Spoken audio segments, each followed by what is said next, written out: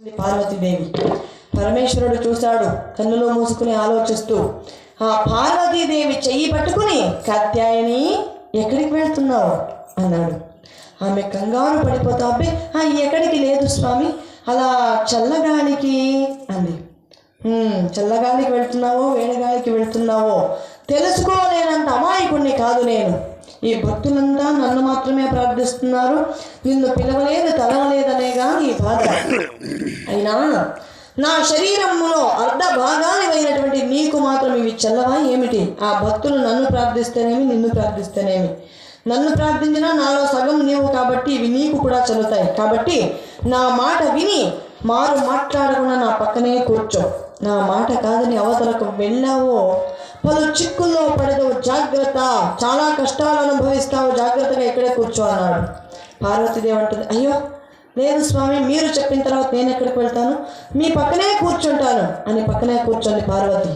ఆ మాటలతో శివుడు కన్నులు మూసుకుని తపస్సులో లీనమైపోయాడు. పార్వతీదేవి చూసింది, అమ్మయ్యా ఈయన గారు తపస్సులో లీనమైపోయారు. ఇక ప్రపంచం కిందులైనా తలకిందులైనా ప్రళయం వచ్చి కొట్టుకుపోయినా ఈయన మాత్రం కన్నులు విప్పి చూసేలేదు. ఇక నేను సంతోషంగా కైలాస శిఖరానికి వెళ్ళిపోదామని ఆ శివుడు చెప్పిన మాటను పక్కన పెట్టేసి కైలాస పర్వతానికి వెళ్ళిపోయింది. కైలాస శిఖరానికి వెళ్ళి చల్లగాలికి అటు ఇటు పచారులు చేస్తుంటే ఈమె కంటికి ఒక విచిత్ర దృశ్యం కనిపించింది. అదేమంటే స్వర్గలోకం నుంచి వచ్చినటువంటి కామధేనువు 5 ఆంబోతులను వెంటబెట్టుకుని సంచరిస్తూ అమ్మవారి కంటికి కనిపించింది. కనిపించిన వెంటనే పార్వతీదేవి చూసి ఆగ్రహంతో, ఓసి కామధేనువా, నీ బ్రతుకు చెడ, నీకు 5 భర్తలా? ఆ భర్తలను వెంట పెట్టుకుని సిగ్గు ఎగ్గు మాలి మా కైలాస శిఖరానికే రావాలా? నా కర్మ కాకపోతే ఆ దృశ్యం నాకంటే పడాలా? అయినా పసరానివి, నీకు సిగ్గేమిటి ఎగ్గేమిటిలే కామధేనువా,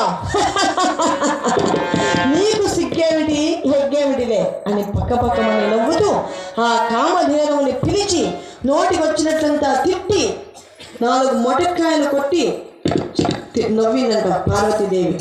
ఈ కామధేనువులకు అవమానం జరిగిపోయింది.